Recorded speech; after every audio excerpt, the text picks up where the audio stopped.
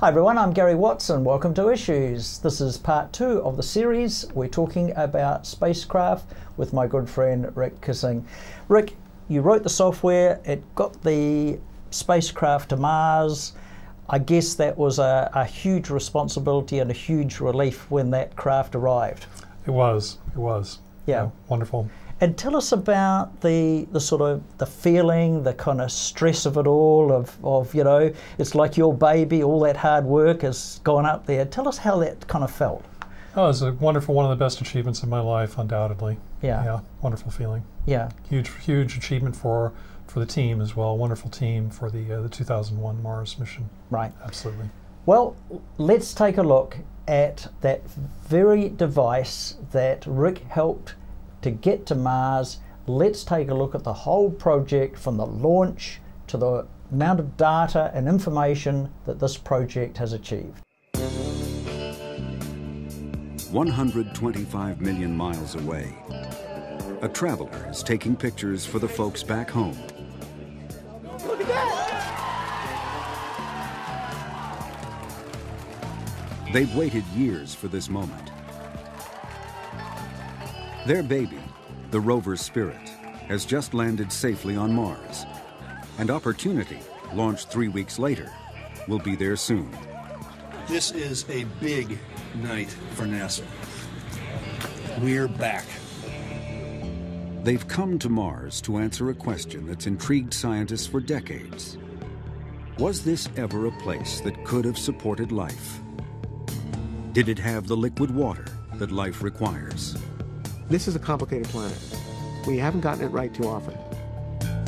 We're going to be in for more surprises.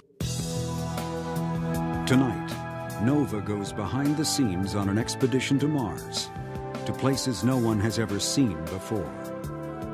Follow the explorers as they close in on the secrets of a planet that's killed more than half the missions ever sent there, and nearly killed this one before it began.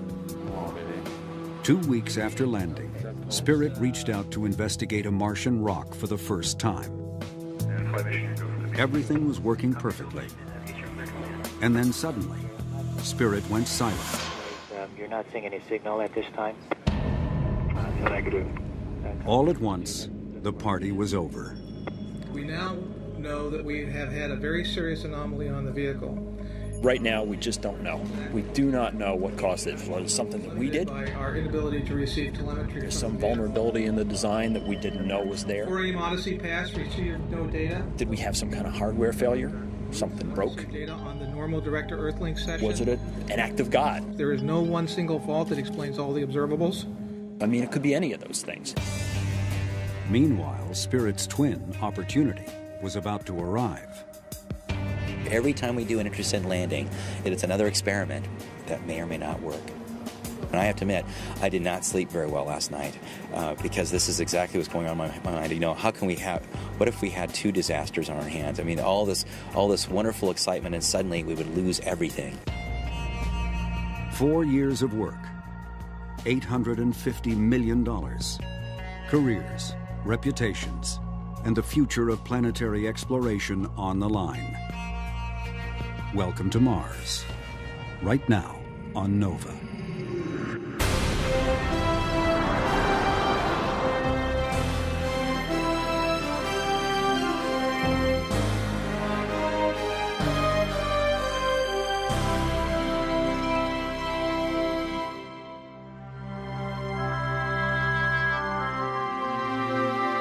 Major funding for Nova is provided by the Park Foundation, dedicated to education and quality television. Science. It's given us the framework to help make wireless communications clear. Sprint is proud to support Nova. We see one small step on Mars. Microsoft is proud to sponsor Nova for celebrating the potential in us all. And by the Corporation for Public Broadcasting, and by contributions to your PBS station from viewers like you. Thank you.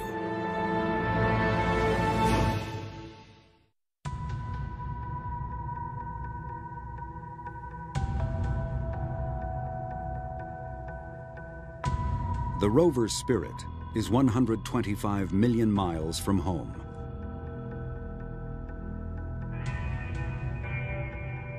Whether it's alive or dead, no one knows. At NASA's Jet Propulsion Lab, mission controllers have lost contact with their $400 million robot. The station is confirming that they're not seeing a signal at this time, but they're still looking for it. Copy that.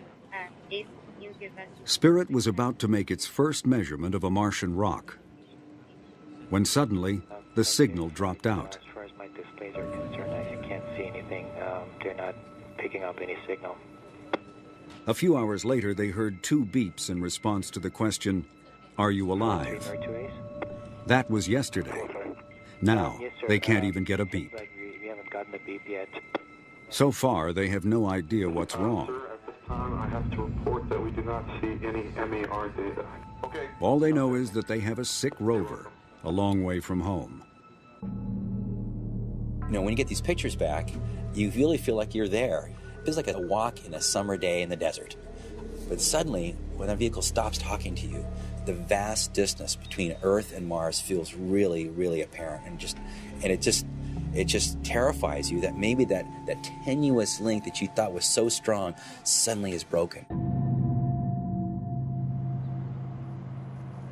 Until now, the mission had been a triumph for NASA and the Jet Propulsion Lab, where the rovers were built.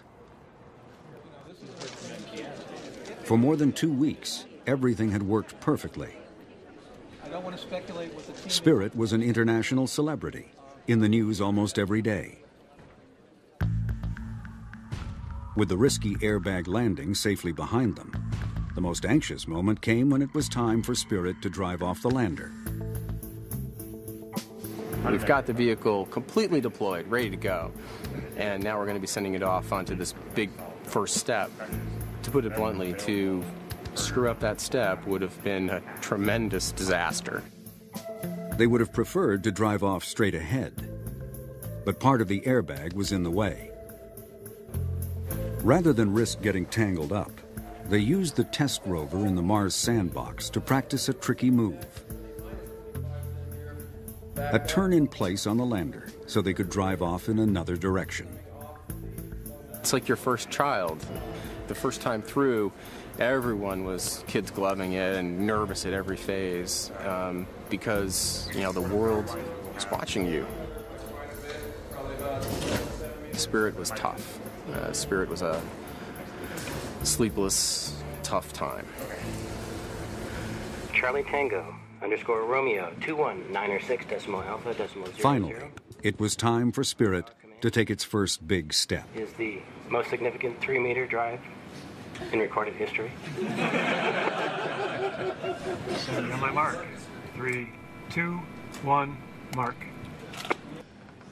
We're essentially just pushing a button and sending it off on a 3-meter journey and then finding out later if it worked. Very, very stressful. Thumbnail, the lander in the background. Yeah. 90 minutes later, Spirit sent back a picture of the empty nest. With 6 wheels on Martian dirt, the most dangerous phase of the mission was over.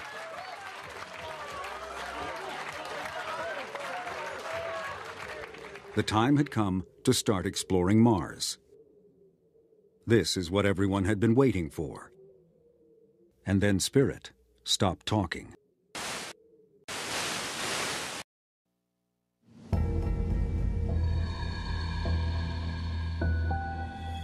They did not see any sign of signal from the laser. Well, we didn't see anything in... Okay, copy that. The next day, when we didn't get any communication down, there were people sitting there saying, oh my goodness, this thing might not ever work. And then all of a sudden, when no one was expecting it, it started sending down data. Flight station reported that they're seeing signal at 143536 on all the downlink channels. That's great news. Let's see if we can look up to it. We got what appeared to be one of the messages that we really wanted to see. But as we went through it, and with the crowd of people around us, it became fairly obvious that it was just a really unfortunate piece of garbage data. We're going to look at some more, but it doesn't look promising. But even garbage is better than nothing. I was thinking, at least it's trying. So now we have a chance. Tracy Nielsen is the fault protection engineer. She helped design systems that put the rover in a safe mode when things go wrong. What they do here at JPL is they build a lot of robustness, a lot of fault protection capability, a lot of ability to keep the vehicle alive into the hardware. And what that does is it buys time. It buys time for some very smart engineers to go through the data and figure out what the hell happened. We're thinking there's a problem with the software, and so... They have lots of theories, but until they get some real data from the rover, they can't diagnose the problem. Get the same thing, so give us a minute. Copy that. Just want to understand. Thank you. There's a lot of pressure with get us the answers right now, and people 24 hours a day asking us what's going on, and we couldn't tell them anything. An hour later, they try to get Spirit to talk again. Copy that. 63. And it did start talking to us, and it was great. I mean, everything looked perfectly nominal. We were cheering, and then it sent the same data again a minute later. And then it sent the same data again. And then it sent the same data again. And then it sent the same data again. And we're like, oh, it's like Groundhog Day. No. And then the signal dropped out. Just when Spirit seems to have lost its mind completely, it calls home again. Fault monitor to 72 monitors. And finally, there's some useful information. Spirit's computer has tried to reboot 66 times in the past 2 days. Copy that. When a computer crashes on Earth, you can press the reset button and start over. But when Spirit crashes, there's no one there to press the button. So it's programmed to reboot itself. And that's what it's been doing, over and over for 2 days, without shutting down at night to conserve its batteries. So when it's supposed to be asleep, the thing was awake for hours, thrashing around, doing we don't know what during the night. And the battery is getting, the power system is getting pulled down lower and lower and lower. The vehicle is not designed for some of the things that it was going through. They send a command to shut down, but it doesn't work. I wasn't even sure if we were going to make it. We didn't seem to be making progress in getting control of the rover, and if the battery just kept going down, we could have lost it. As night approaches, the unhinged rover is still wide awake. The automatic fault protection should shut things down before the power system is damaged. But it may not work in this crippled condition. With the rover on the dark side of Mars, the next chance for contact is 19 hours away, if Spirit survives the night. Work continues at JPL, searching for a common thread that links all the problems they've seen. Change the vault, how fast we're putting data in the pipe. Everyone could use some sleep. They settle for pizza. I went one day where I went 27 hours here at work. There's always one more thing to look up, one more thing to check. So even if you do go home, you can't really sleep.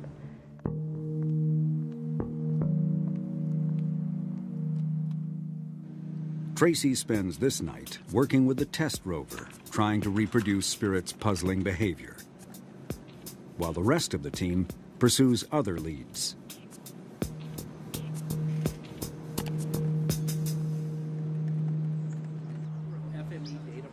By morning, they have a suspect. The flash memory, Spirit's equivalent of a hard drive, where the computer stores data when the power is off. And as it turned out, there was a way, which we'd used in test, to isolate flash memory and keep it out of the picture altogether. Flight mission, here go. Still not knowing if Spirit survived the night, they send the command to restart without the flash memory.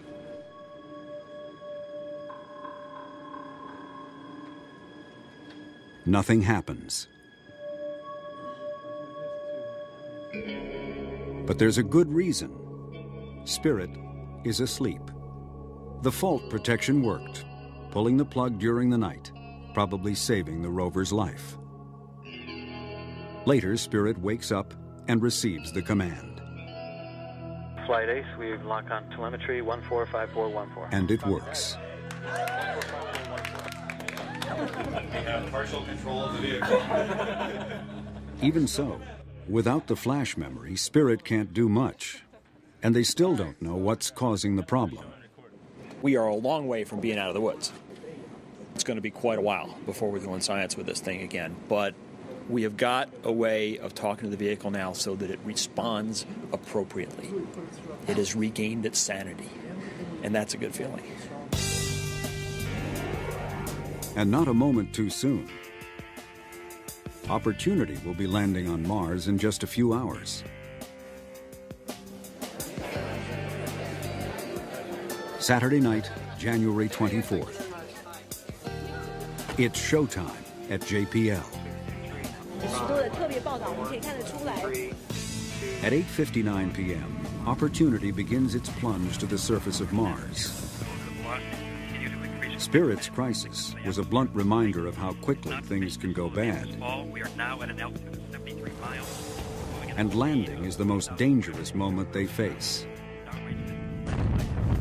A nerve-wracking 6 minutes of automated parachutes and airbags that must work perfectly to work at all. If you go for that full emotional roller coaster ride, you're history. I mean, it is just emotionally too hard to take over and over and over again.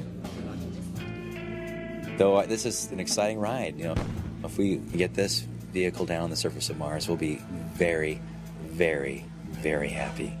The spacecraft is bouncing on the surface of Mars and rolling around. The antenna is pointed at many different orientations. LCP, we see it on the LCP. We're seeing it on the LCP.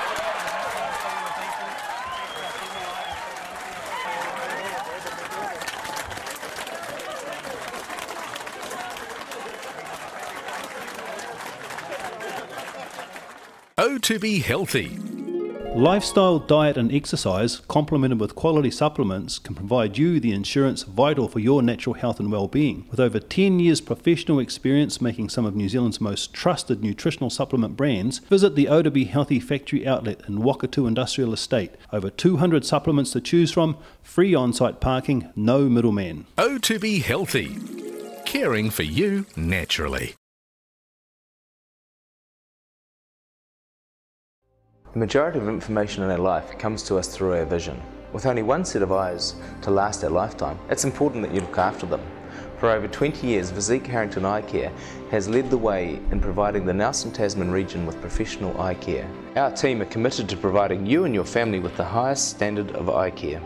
As part of this commitment, at Physique Harrington Eye Care, we recommend Crizal lenses. Crizal is a revolutionary lens which repels dust and fingerprints. This means it's easier to clean and stays cleaner longer. Visit us at our Nelson, Richmond practices and ask about our Crizal satisfaction guarantee.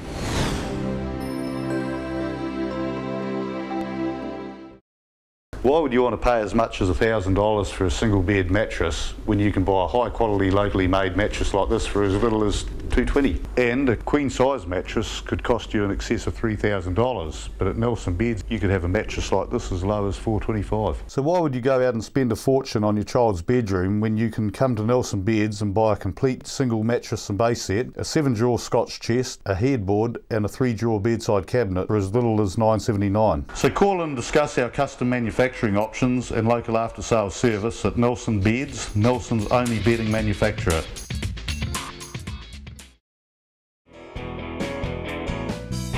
Discover the Belgrove Tavern just 20 minutes south of Richmond on State Highway 6 for meals, functions, weddings, barbecues and garden bar with lots of room for kids. Come and see us.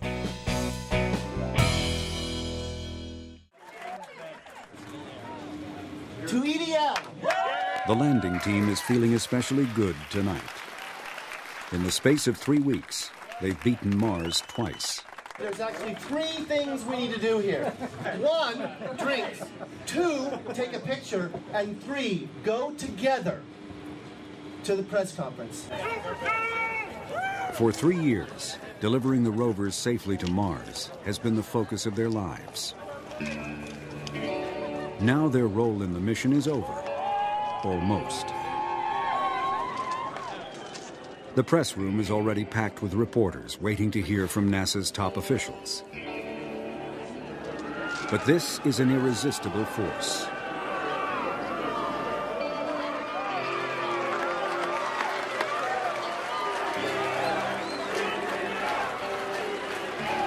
These engineers are now the world's leading experts at landing on Mars. Many of them are already at work on future missions. But this one will be hard to top. All of us on the EDL team acknowledge that this is the greatest experience of our professional lives. So there's a lot of separation anxiety. That's what we're talking about. You know, how can anything match this? To the Mars Exploration Rover team, the best in the world.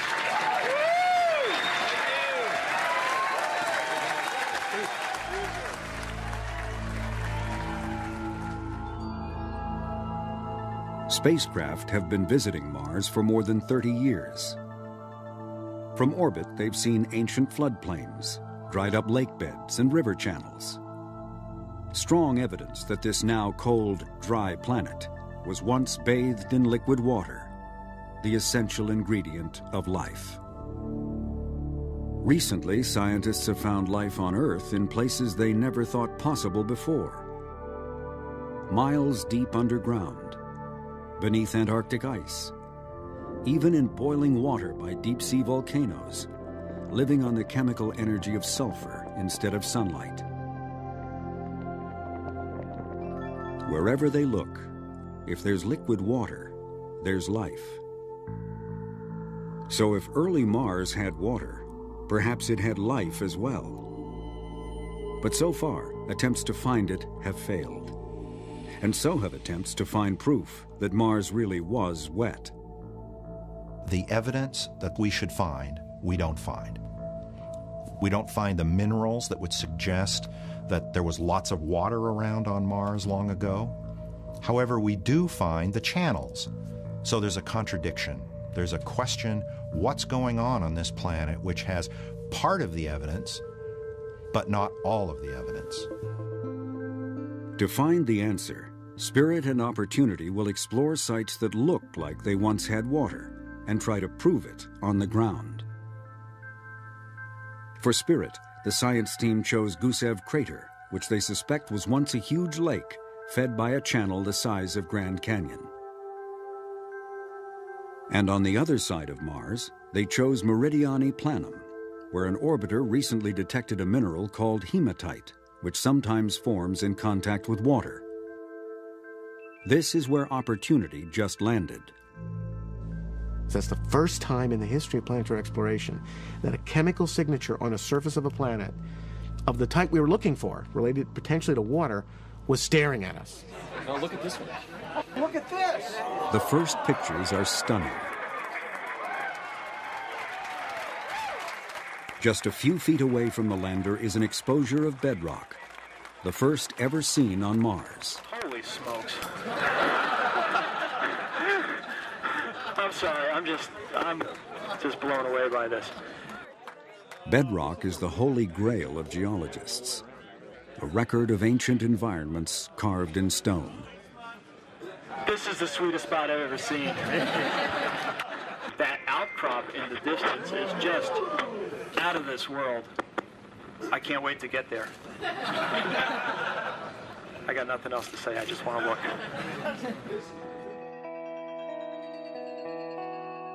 When the full image arrives, they realize that Opportunity hit a cosmic hole-in-one, landing in a shallow crater.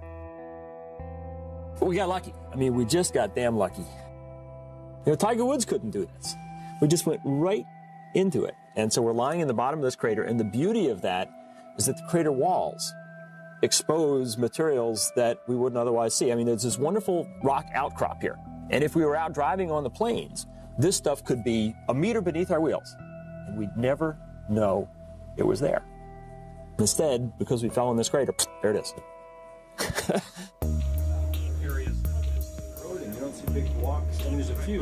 The science team has been planning, rehearsing, and dreaming about this for years. Led by principal investigator Steve Squires, This all-star collection of geologists and planetary scientists is about to start exploring Mars in a way that's never been done before. Right away, they're confronted with something new. The rock seems to have fine layers running through it. Layers suggest the possibility that it's sedimentary rock, formed by the accumulation of sand or mud, perhaps on the floor of an ancient sea. Or it may just be hardened layers of volcanic ash. Volcanoes covered much of Mars in lava and ash billions of years ago. And until now, scientists have seen little evidence of anything else. Most of the rock on Mars is volcanic lava flow. This is something else. This is an unusual Martian rock, at least compared to what we've seen everywhere else. The fact that these rocks are layered says that one possible origin for these is that they were laid down in liquid water. We do not know what's going on here, but the beauty of it is we have preserved in front of us a record that will answer that, and we have on our rover a toolkit of gizmos that will tell us that answer. A week later, Opportunity rolls off the lander. They look for the hematite, the water-related mineral that drew them here in the first place. The infrared spectrometer, called Mini-TESS, can identify minerals according to how they absorb and radiate heat. A false color image shows lots of hematite in the red and orange areas, and very little where it's blue and green. The areas with the least are where the airbags left their imprints. Then, with the microscopic imager on the robotic arm, they take a series of extreme close-ups of the soil and find another puzzle. Tiny spheres the size of BBs litter the ground. A short drive forward brings the rover close to the outcrop. Another image, with the color tweaked to distinguish different materials, reveals more spheres. And more close-ups show them eroding out of the rock. Embedded in this outcrop, like blueberries in a muffin, are these little spherical things. And they're really, really round, and we're trying to figure out what they are. Just a few days into the mission, Opportunity has turned up evidence of something. But exactly what remains to be seen. It's like a mystery novel, okay? You know, you read a mystery novel and you get fed these clues. And we're trying to piece these clues together. Right now we got a partial story, and it's, I don't know how it's going to come out. Spirit is ready to get back in the game. The engineers found that the problem was simply too many old files in the flash memory. I'm sure Opportunity is thankful to Spirit for finding this problem, because they would have been there in about a week, you know, and we would have had 2 rovers with, 15 stalls of debug. When they're sure that nothing else is wrong, they delete the old files, pronounce Spirit cured, and chalk it up to growing pains. The Spirit rover always seems to have been a bit of the trouble child. And it was just when all the attention was shifting away from Spirit to Opportunity, because Opportunity was going to land, it almost seemed like, a sibling that was trying to get attention back to itself. But along with the good news comes the realization that Spirit was not as fortunate as Opportunity in its landing site. If this was once the bottom of a lake, geologists would expect to find the kinds of rocks and minerals that form in a wet environment. They sample a boulder and the soil near the landing site. But it's all volcanic and shows no sign of ever having been wet. The evidence they're looking for may have been buried, or it may have eroded away, or it may never have been there at all. The rocks that we have analyzed appear to be basalts, the most common type of lava. And as a person who is really interested in lavas, this is fine with me, But it's a disappointment in a way for the mission, because we are after evidence that this really was a lake bed. Maybe they can some kind of thing. Natalie Cabrol was one of the first to suggest, 15 years ago, that Gusev was once a lake. And she fought hard for its selection as one of the 2 landing sites. I think we're on the right track. It's just like the evidence is going to pop out like it did in Meridiani because we happened to land in front of an outcrop. If the evidence of water has been buried, a good place to find it might be in the exposed walls of a small crater in the floor of Gusev. From Spirit's landing site, it's 300 meters to a crater they call Bonneville. Bonneville might give us an interesting insight on what's underneath our feet. It will take weeks to get there, but it's the best chance they have. We're kind of grasping at straws here, looking for the right stuff. It's a tougher site, it's a harder site to love, but it's what Mars has given us. So, back at Meridiani, Opportunity's team is ecstatic.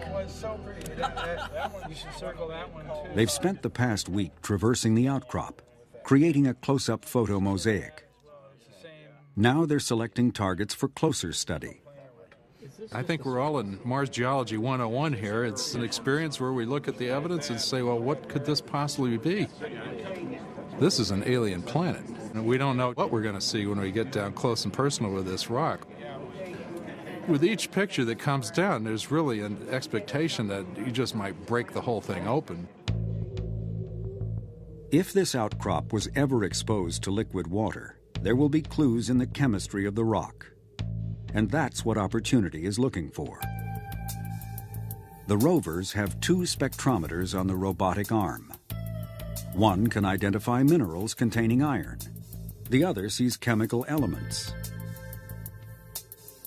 Both work by bombarding the target with radiation and reading the signal of what bounces back. Every element and every mineral has a unique signature. So far, the instruments have seen a lot of sulfur, a common chemical element in volcanic gas. If the gas mixes with water, it can make sulfuric acid, and that can react with certain rocks to produce mineral salts called sulfates. A lot of sulfates in this rock would be evidence of water. But the sulfur seen by the instruments may be just a thin coating on the surface. The only way to tell for sure what the rock is made of is to get a clean look inside. And the rovers have a special tool for that purpose, the rock abrasion tool, or RAT. But the man in charge of the RAT is worried. I thought that before landing we had roughly been able to approximate anything that Mars was going to throw at us. Of course, what I neglected to think about was a rock that would be spitting out blueberries. What we're afraid of happening is that we're going to dislodge one of the spherules, and that it's going to be like a pinball machine between the RAT and the surface of the rock. And this could be something that causes us some problems. Oh my God. Squires thinks they're onto something big. But what are we dealing with here? I mean, this rock. Steve Gorovan's team spent years developing the RAT. This does not look volcanic. This is not basalt. There's not too many other things left. Now the mission is riding on it. Well, we're going to get to the bottom of it, so... Yeah, exactly. Literally. And it's you who got to do it. Okay, I will. The science team selects a piece of the outcrop called El Capitan for Opportunity's first RAT. Squires shows the rover driver the area where they want to work. Then the driver builds a set of commands that will tell Opportunity exactly how to get there. Incredibly, considering that the rover is on Mars, he'll get it to within a few centimeters of the desired spot. Meanwhile, Gorovan has blueberries on his mind. He picks a spot to RAT that looks berry-free on a full-size image. But when the close-ups arrive, he gets an unpleasant surprise. More blueberries. Look at this. You cannot see this berry in the place that we looked at. You just can't see it. You got it properly registered with the pan can? You know where you are? I did not see those spherules in the pan can. Steve, sit down with some pan cam images and get this stuff registered. You got to figure out where you are, man. I promise that's what Phil and Keel are doing. That's what we've been doing since I got here. But we can't find this. We're not at the edge. It's obviously there. We'll solve it. Solve it by the science. Hey, we get paid. We'll solve it. Every day on Mars brings new problems, and they have to be solved quickly. The rovers wake themselves up each morning when the sun hits their solar panels, at which point they're ready to receive instructions for the day. But they're on opposite sides of the planet, so as day begins for one, it ends for the other. That means round-the-clock operations for two science and engineering teams, trying to take advantage of every waking moment for each rover. And there's another problem. The Earth day is 24 hours long, but the Martian sol is 24 hours and 40 minutes. Every day the rovers wake up 40 minutes later. And to stay in sync, the people on Earth must do the same.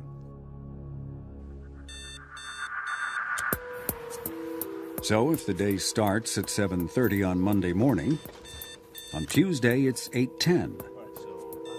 On Wednesday, 8:50. This way, it's better. A week later, it's 2:10 in the afternoon.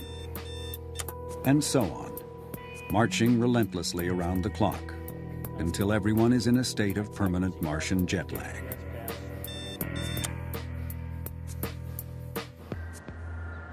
This is indoor work. Earth days and nights are blocked out. Diets tend to suffer. The primary food group is ice cream. It's trouble. There's no doubt about it. It's definitely trouble. There's an excess of cookie dough peace pops consumed in this organization. Mars time is especially tough on families. Cindy Oda is on the communications team. Her husband, Jeff Bizadecki, is a rover planner. Their work schedules change every day. But their two little girls, ages 3 and 5, live strictly on Earth time. It still gets very confusing. Like, we're always trying to look at our schedule, trying to figure out what time exactly that we work and do we overlap, and also to coordinate with our children's schedules. There's pickup time, their drop-off time, music class, and their swimming classes, and their ballerina class. If we didn't have any Earth time at all, it would make things a lot easier. It's the salt. This is 5 millimeters. It's even tougher for those who try to keep up with both rovers. They're both exciting. I like to go back and forth between the two. It takes real effort to force yourself to go home and sleep. It takes real effort to eat. But yet you don't want to miss anything. You don't want to say, oh my gosh, if I go home for a week, I'll come back and they will have figured it all out. Yeah, we gotta go to this place and beat the hell out. Each day is a race to absorb the new data coming down, and then while the rover sleeps, to prepare a plan for the next sol that's ready to uplink the moment the rover wakes up in the morning. No one knows how long the rovers will survive, so every minute counts. At Meridiani, the pressure is on to choose a spot to rat on El Capitan. That spot for ratting has to be chosen now. And I mean literally in the next, it should be chosen in the next, hour. What is this rock? That's McKittrick. Okay. Finally, his team picks a spot that looks safe. You guys got to stay with me and do the uplink priority. Then they build a step-by-step sequence for the rat grind. The plan gets worked over again by the full team, balancing science priorities with what the rover can handle. get as much AP excess as we can get, and if it's 2 hours... Every sol, every move they make on Mars goes through this same process. With that as a starting point, let's go. The engineers take the science plan and turn it into a string of commands the rover can understand.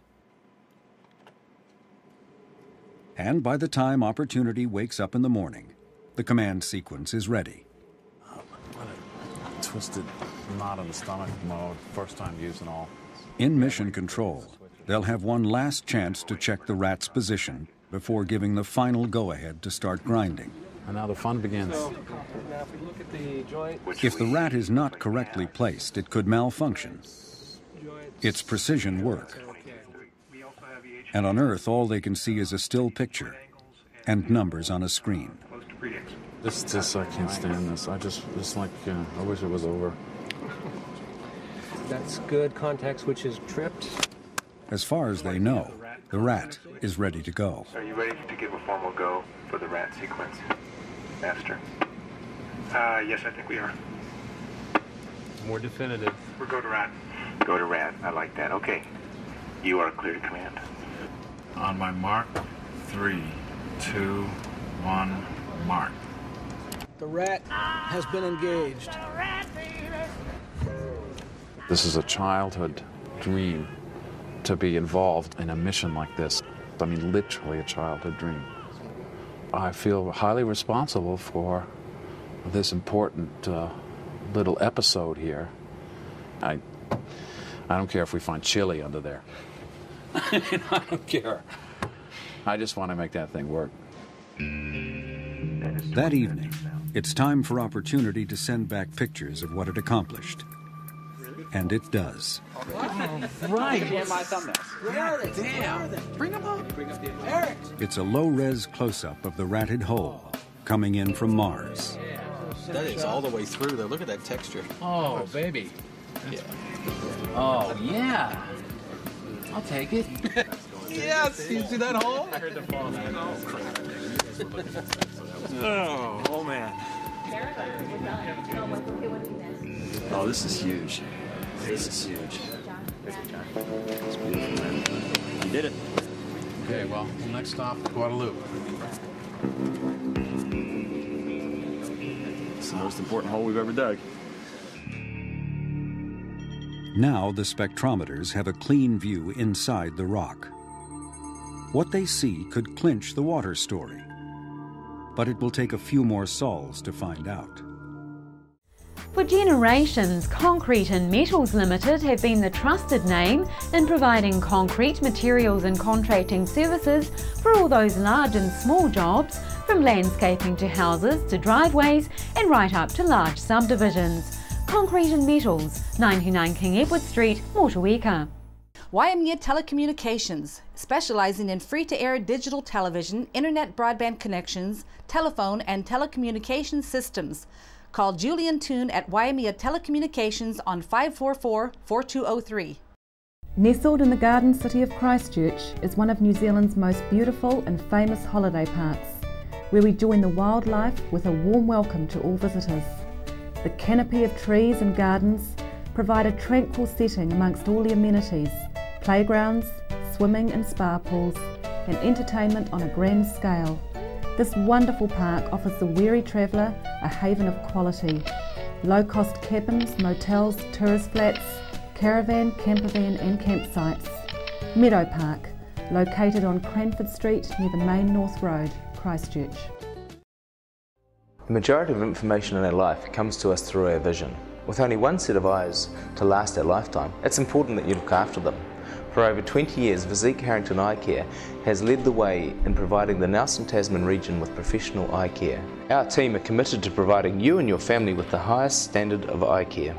As part of this commitment, at Physique Harrington Eye Care, we recommend Crizal lenses. Crizal is a revolutionary lens which repels dust and fingerprints.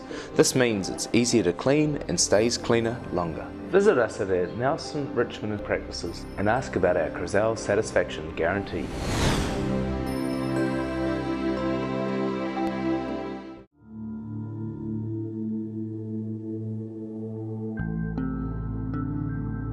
At Gusev, Spirit is closing in on Bonneville Crater.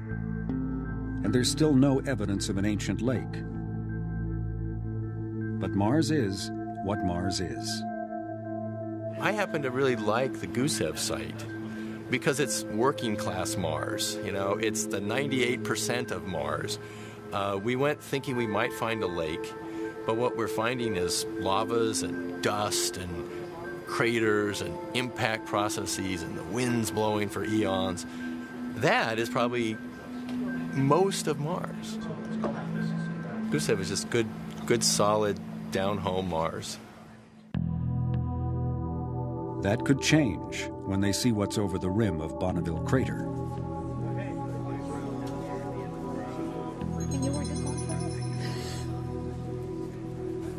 Exposed bedrock is what they're hoping for.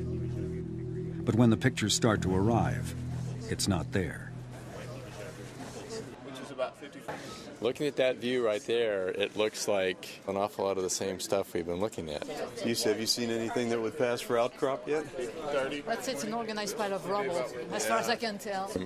The hope was we'd see layers, and at least in that view right now, we don't see a lot of layers. But hope, still have our fingers crossed that they're in there somewhere. But at full resolution, the most interesting thing at Bonneville is the remains of Spirit's heat shield on the far side of the crater. They'll spend a few sols exploring the rim, but there's no reason to risk driving into a hole they might not be able to get out of. A more tempting destination is 2.5 kilometers to the east, the Columbia Hills, which from a distance show hints of layered rocks that could be interesting. But it will take another 3 months to get there. Another long wait for the scientists. Disappointed, maybe, but not to the point that, we're forgetting that the good stuff is all around us and more and better is to come. It's at the same size scale as the other points there. At Meridiani, everything seems to be pointing to water. But they have to resist jumping to conclusions before all the evidence is in. Anybody in the world can look at this data. The same data we're looking at right here is all available on the web. So there are some kind of frustrated geologists out there. They're wondering what's taking so long to figure out the obvious. First, the blueberries. Nature has more than one way of making things round. An asteroid impact or volcano can spray molten rock into the air, where droplets harden into tiny beads and fall back to the ground. Well, imagine if that's happening. Boom, a bunch of these things fall in. They're all going to be concentrated in one layer, right? We don't see that. They're dispersed. Best guess is that they're concretions now, I think. I think so too. They think it's more likely that the berries are something called concretions, mineral deposits that grow in water-saturated rocks, like pearls and oysters. That's what they look like, but to be sure, they need to know what they're made of. The view of the spectrometers is too wide to measure a single sphere.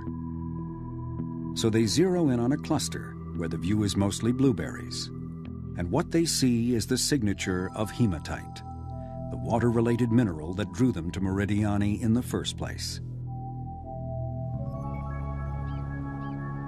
Concretions made of hematite are common on Earth. In southern Utah, they weather out of bedrock and cover the ground, just as they do on Mars. The hematite in the Martian blueberries is solid evidence that they are, in fact, concretions. This alone would make a strong case for water. But then comes the clincher. The long-awaited spectrometer data from the rat hole on El Capitan. I think so, huh?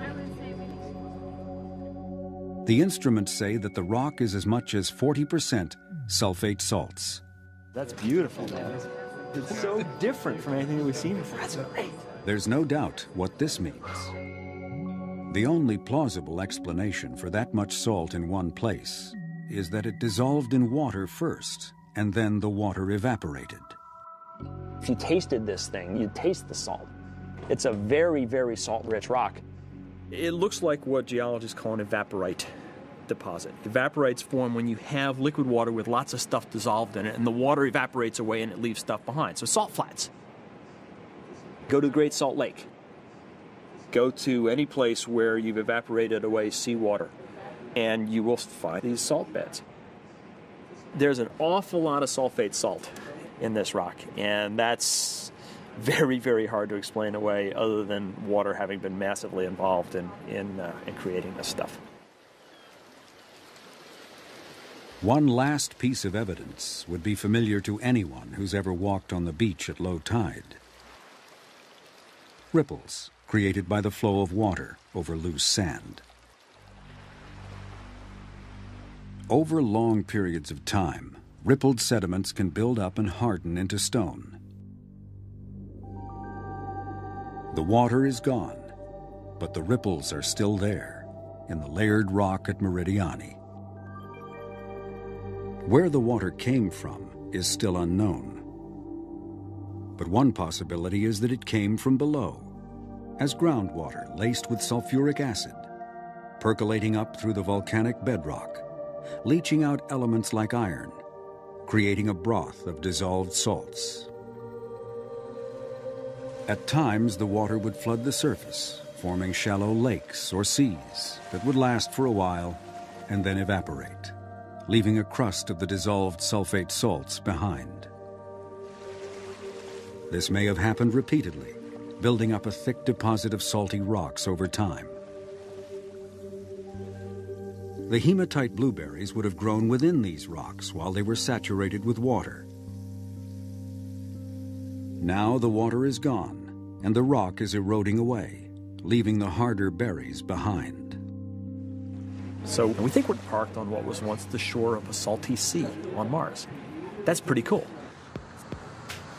2 months into the mission, NASA is ready to tell the world what's been found. The first proof of liquid water on another planet. Opportunity's latest science returns from Mars have profound implications for future exploration. That's going to be the topic. For centuries, people have wondered whether there was ever life on Mars. Shallow, salty sea. Now we've found one place, at least, where life had a chance. We know that there was standing water there sometimes, but not all the time, for at the very least thousands of years. We also know that the planetary surface was dominated by the chemistry of sulfur. Does life live in that kind of environment on Earth? Absolutely. There are microbes on Earth that thrive in sulfuric acid, and many species that use sulfur compounds as their source of energy. If life were present on Mars 3.5 billion years ago, very likely some of that life could have figured out a way to tolerate the environment at Meridiani. Whether or not there was life present to take advantage of those conditions is still an unsolved question. If life was there, the evidence is likely to be preserved in the kinds of minerals that formed at Meridiani. But to find it may take instruments more sophisticated than any that can currently be sent to Mars. So in 2013, NASA hopes to bring a few well-chosen rocks back to Earth. Between now and then, a series of new missions will make sure they choose the best possible rocks when the time comes. Our strategy is to understand the big Mars, so when we look for life, we're not misled. Let's take this finding, Meridiani, and let's extrapolate it across the planet. Where else on Mars does it look like that? Is this the Holy Grail place to go look for life? Maybe there's better places. So we've got, for the first time, clear-cut direction. They were expected to last just 90 Martian sols. But months later, the rovers are still at work. Opportunity climbs out of Eagle Crater and takes in the view. Billions of blueberries, formed in rocks that have long since eroded away. And on the horizon, the rim of a much larger crater called Endurance, where the water story of Meridiani takes on a new dimension. Exposed in the walls of this stadium-sized crater are massive outcrops of layered rocks. Salt-rich rocks like those in Eagle Crater, but a much deeper slice of Martian history. There's meters of sulfates here. Okay, so a lot of water has to have gone away to leave that much salt behind. It's much more than we thought we were dealing with before. Opportunity spent 6 months inside Endurance Crater, working out the details of the water story at Meridiani, which may span hundreds of thousands, if not millions of years.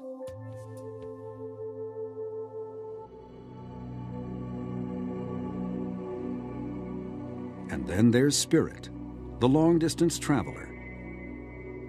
On Sol 156, it's at the base of the Columbia Hills. 70 meters up is an outcrop of bedrock, the first they've seen in Gusev Crater. But it will be a tough climb. This is one beat-up vehicle. This thing has traveled for 3 kilometers. It's coated with dust. We got a gimpy wheel. You know, that front right wheel is hurting. If it was a fresh vehicle, I'd say, yeah, we could climb this hill. As it is, it's going to be a struggle. A month later, Spirit has beaten the odds and become the first mountain climber on Mars. And it's here that the rover finally gets lucky. Orbital maps suggest this bedrock is older than the floor of Gusev Crater, and possibly older than any lake it may once have held. But the instruments detect goethite, an iron mineral that can form only in the presence of water.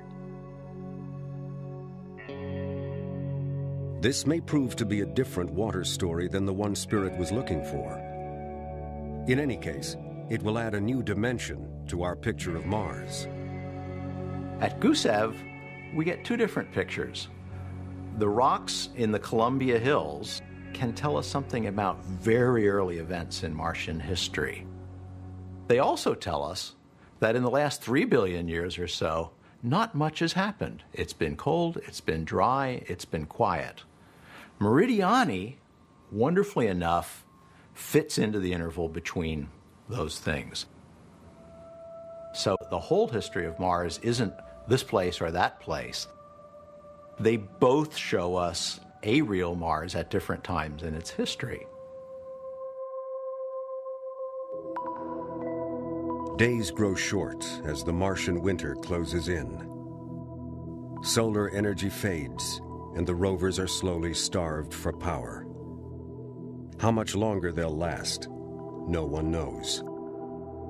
There will be a deep sadness, I think, when they're gone. But when they do finally die, it'll be an honorable death, you know. You look at what they've accomplished, it's so much more than we expected from these vehicles. And it'll be a rough day, but I think we'll be able to look with pride on what they've done. If life took hold on Mars as it did on Earth long ago, chances are it's happened other places too. Spirit and Opportunity have opened our eyes to a new world and moved us a step closer to answering the question, are we alone? Well, that's Issues for another week. I'd like to thank my good friend Rick Kissing for his contribution today. That's Issues for another week. If you have an issue you'd like us to cover, please email us at issues@7-media.net. Until next week, be nice to each other. We'll catch you next week.